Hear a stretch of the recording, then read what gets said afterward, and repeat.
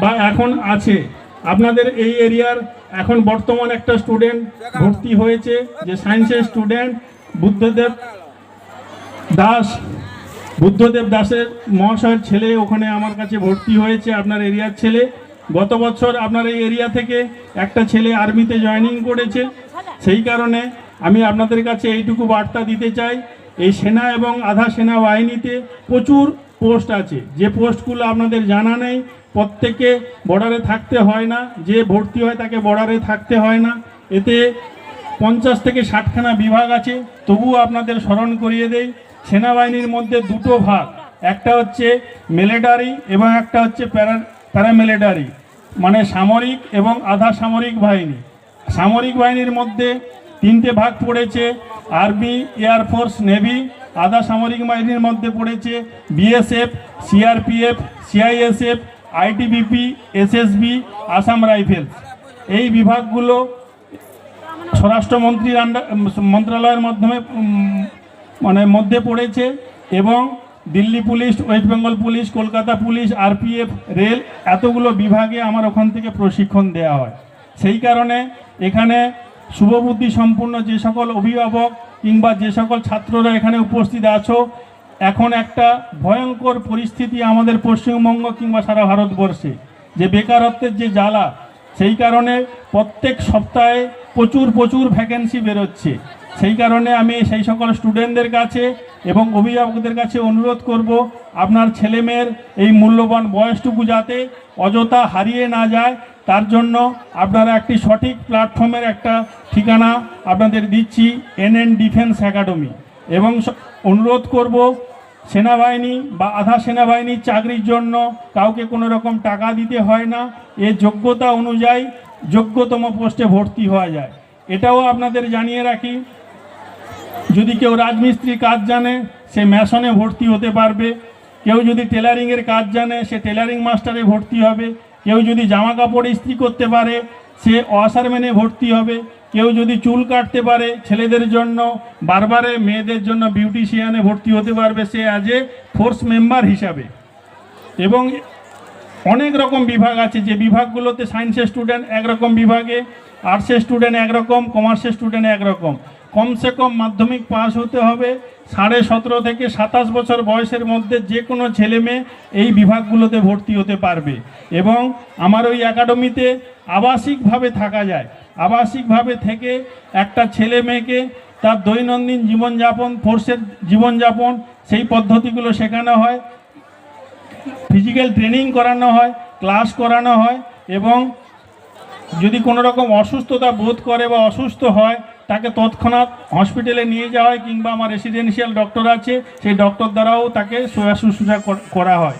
এবং অভিভাবকদের কাছে এইটুকু অনুরোধ করব, আপনার ছেলে মেয়ে বাড়িতে থাকার জন্য যতটুকু খরচ হয়, যতটুকু আপনারা খাওয়া দাওয়ার জন্য খরচ করেন, সেইটুকু মান্থলি খরচ দিয়ে আপনার ছেলে মেয়েকে প্রতিষ্ঠিত করার লক্ষ্যে আপনারা NN ডিফেন্স একাডেমিতে যোগাযোগ করতে পারেন।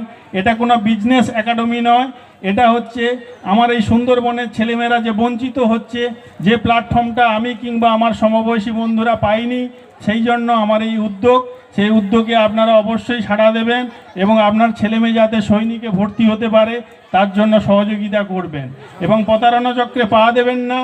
আপনারা দেখছেন গ্রামে গ্রামে সৈনিককে ভর্তি করে দেওয়ার নাম করে, পুলিশে ভর্তি করে দেওয়ার নাম করে কিছু প্রতারক আপনাদের বলছে চাকরি হয়ে গেলে এত লাখ টাকা দেবেন তাহলে আপনার ছেলে চাকরি করে দেবো।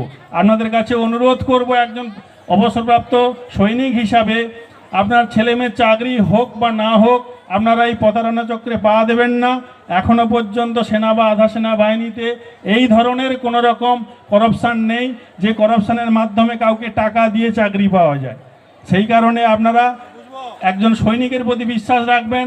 আজকের আমরা যে এখানে একত্রিত হয়ে সবাই যে দাঁড়িয়ে আছি, যদি আমাদের সীমা বা বর্ডার যদি সুরক্ষিত না থাকে, আমাদের সেটা কোনোদিনই সম্ভব নয়। সেই কারণে আপনাদের বলবো, আপনার ছেলে এবং মেয়েদের উৎসাহিত করেন, আপনার বাড়ির ছেলে মেয়ে যাতে সৈনিকে চাকরি করতে পারে তার জন্য আপনারা ওদের উৎসাহিত করেন। বাড়িতে একটা ছেলে একটা মেয়ে কি করে যাবে এই ধরনের ধারণা রাখবেন না। আমি যদি আপনাদের মতো প্রত্যন্ত গ্রামের ছেলে হয়ে যদি সৈনিকে চাকরি করতে পারি, আপনার বাড়ির ছেলেমেয়েরা অবশ্যই পারবে। এবং সবশেষে বলবো, মেয়েদের জন্য প্রচুর ভ্যাকেন্সি, যে বিভাগগুলোতে ছেলেরা কিংবা মেয়েরা ভর্তি হতে পারে সেই বিভাগগুলোতে, মানে ছেলেরা ভর্তি হতে পারে সেই বিভাগগুলোতেও মেয়েরাও ভর্তি হতে পারে।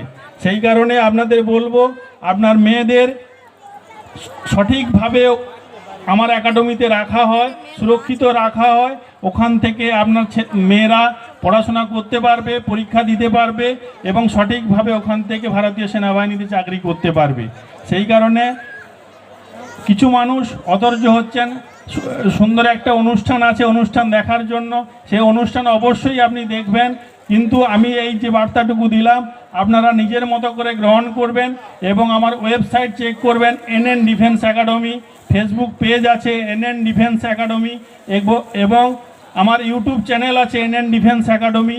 আপনারা দেখবেন এবং জানবেন।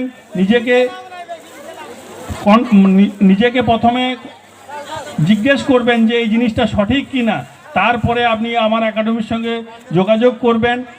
এই মুহূর্তে মাধ্যমিক পরীক্ষা এবং উচ্চ মাধ্যমিক পরীক্ষা শেষ হয়েছে গত 1 মাস আগে। সেই কারণে আমি যে সকল ছেলেমেয়েরা কলেজে ভর্তি হওয়ার জন্য চিন্তা করছে কিংবা মাধ্যমিক যারা পরীক্ষা দিয়েছে তারা উচ্চ মাধ্যমিক পড়ার জন্য চিন্তা ভাবনা করছে, তাদের বলবো ওখানে থেকেই তুমি সৈনিকের ট্রেনিং নিতে পারবে, প্লাস 11, 12 বা যারা 12-এ পরীক্ষা দিয়েছে তারা কলেজে পড়ার জন্য সুযোগ পাবে, সেই ব্যবস্থা আমার কাছে আছে।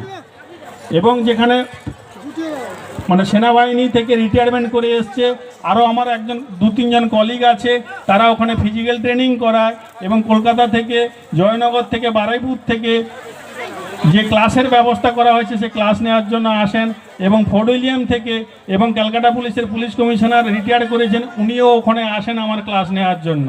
সেই কারণে আপনার ছেলে মেয়েকে অবশ্যই উৎসাহিত করবেন।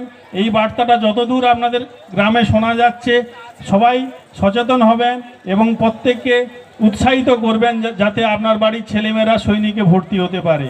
এবং সবশেষে ধন্যবাদ জানাই এই অনুষ্ঠানের যিনি উদ্যোক্তা এবং যে সকল কমিটির সদস্যগণ আছেন সবাইকে কৃতজ্ঞতা জানাই। আমাকে এই মূল্যবান সময়ে মূল্যবান যে একাডেমির কথাটুকু বলার জন্য সুযোগ করে দিয়েছেন, তার জন্য আন্তরিকভাবে কৃতজ্ঞ থাকব কমিটি সবার কাছে। এবং আপনারা যদি মনে হয় এই ধরনের একটা প্ল্যাটফর্ম আপনার ছেলেমেয়ের প্রয়োজন আছে, অবশ্যই আপনারা আমার একাডেমির সঙ্গে যোগাযোগ করবেন। ওখানে আপনার ছেলেমেয়ে আপনার বাড়িতে যতটুকু খাওয়া দাওয়ার জন্য খরচ হয় ততটুকু খরচ দিয়ে আপনার ছেলেমেয়ে প্রতিষ্ঠিত হতে পারবে। ধন্যবাদ। সবাই সুস্থ থাকবেন, ভালো থাকবেন। দেশকে সুরক্ষিত করার জন্য আপনার ছেলেমেয়েকে আধা সেনাবাহিনীতে ভর্তি করেন। জয় হিন্দ, জয় ভারত।